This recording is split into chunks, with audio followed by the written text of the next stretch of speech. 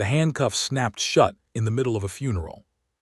Not after, not somewhere private. Right there, beside an open grave, in front of grieving eyes, under a sky that hadn't decided whether to cry or not.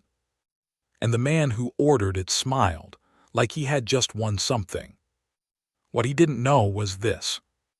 The woman he humiliated that morning would destroy everything he had built. The wind moved slowly across the cemetery, bending the flowers ever so slightly, as if even nature didn't want to disturb the moment. Margaret Hale stood beside her son's coffin, her posture perfectly straight, her black gloves resting gently on the polished wood. She hadn't cried in front of anyone, not yet, not once. But inside, she was breaking in ways no one could see.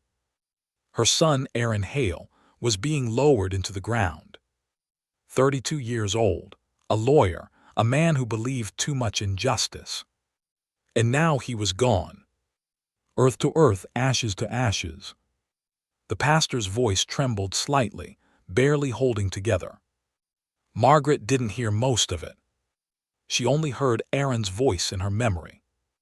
Laughing, arguing, calling her mom like he always had since he was a boy. Then, the sound of tires. Slow, crunching gravel. Every head turned.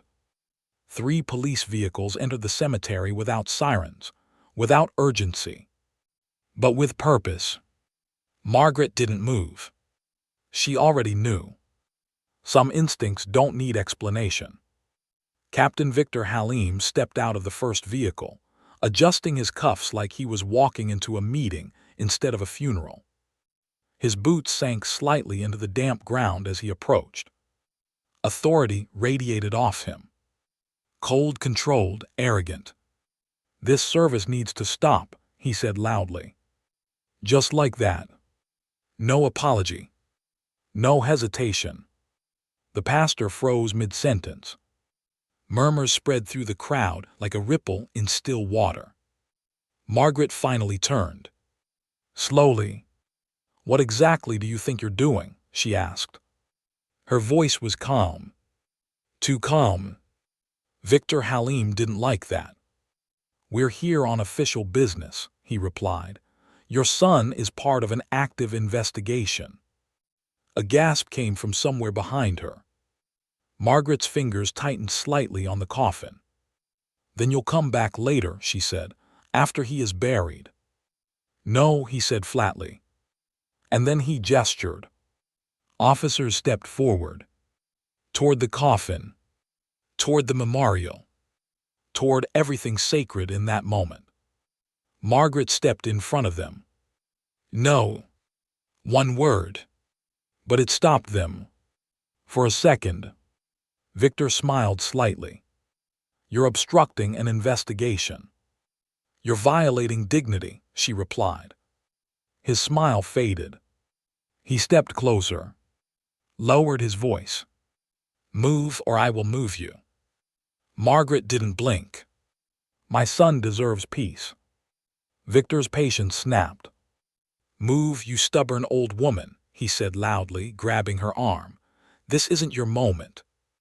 Gasps erupted. And then, he shoved her. Hard. Margaret stumbled, nearly falling into the coffin.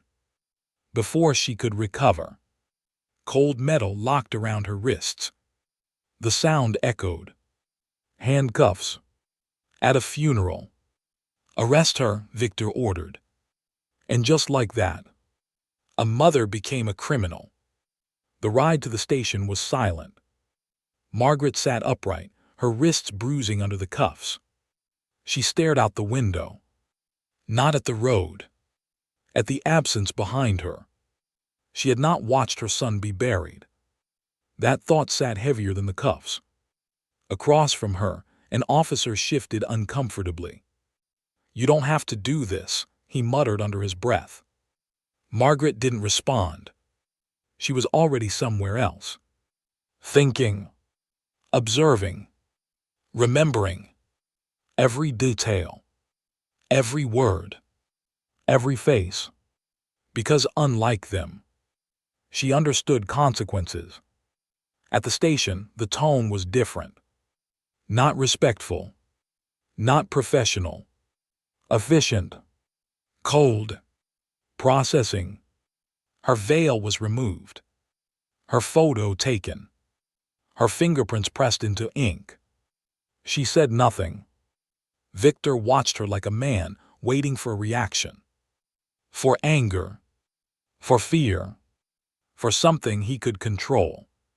But she gave him nothing. And that unsettled him more than any outburst could. "You're very quiet," he said. Margaret looked at him. "You're very careless." That was the first crack. She was placed in a holding cell. Time passed. Minutes, hours, it blurred. Then, footsteps. Different ones. Confident. Urgent. The door opened. And everything changed. A tall man in a federal suit stepped inside. Behind him, 2 agents. And Victor.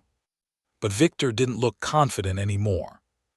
"Captain Halim," the man said calmly, "you have detained a federal judge." Silence. The room stopped breathing. Victor blinked. "What?" Margaret stood, straightened her posture, removed what little disorder remained. "Margaret Hale," she said quietly, "United States District Court." Victor's face drained of color. The man continued. "You arrested her at her son's funeral." A pause. "That's not just misconduct. That's career-ending." Margaret walked out of the station without looking back. Not because she didn't care, but because she knew. This wasn't over. Not even close. That night she sat in her son's house. Everything still felt like him. His books. His notes. His coffee mug. His unfinished life. Her granddaughter Leela sat beside her. Eyes red. Voice small. "Grandma, this wasn't an accident, was it?" Margaret didn't answer immediately. She didn't need to.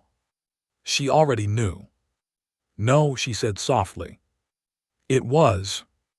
They found the note the next morning. Hidden in a birthday card Aaron had written. "Mom, if anything happens to me, don't believe it. Look deeper, check the records, and ask why they're afraid." Margaret read it twice. Then a third time. And then, her grief changed. It didn't disappear. But it sharpened. Turned into something else. Purpose. The investigation began quietly. Carefully, she retraced Aaron's steps. His cases. His notes. And what she found was worse than she imagined. Illegal arrests. Disappearing evidence. Payments hidden through shell accounts. And one name. Victor Halim. At the center. Aaron hadn't died in an accident. He had been stopped. Because he got too close. The breakthrough came from an unexpected place. A young officer. Nervous. Afraid. But guilty. "I was there," he whispered, "at the scene." Margaret listened. Every word. "He was alive," the officer said. "Your son, he was alive when I got there." Her breath caught. And then, Captain Halim arrived. Silence. "And your son didn't survive after that." That was enough. The arrests happened 3 days later. Public. Sudden. Irreversible. Victor Halim stood in front of cameras again. But this time, in handcuffs. The same cold metal he had used so easily. Now locked around his own wrists. Margaret watched.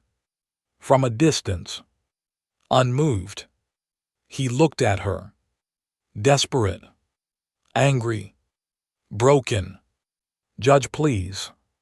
She stepped closer. Calm. Unshaken. "You should have waited," she said. "For the funeral to end.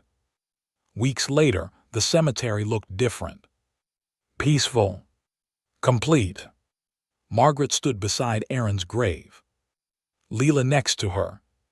Flowers rested neatly. Undisturbed. Finally. He did it, didn't he? Leela whispered. Margaret nodded. He finished what he started. She placed her hand on the headstone. Cold. But final. You brought truth home, she whispered. Justice didn't bring Aaron back. It never does. But it did something else. It made sure. His story didn't end in silence. And the man who tried to erase it would never forget who he tried to silence. Because in the end, the stubborn old woman he humiliated was the one who ended him.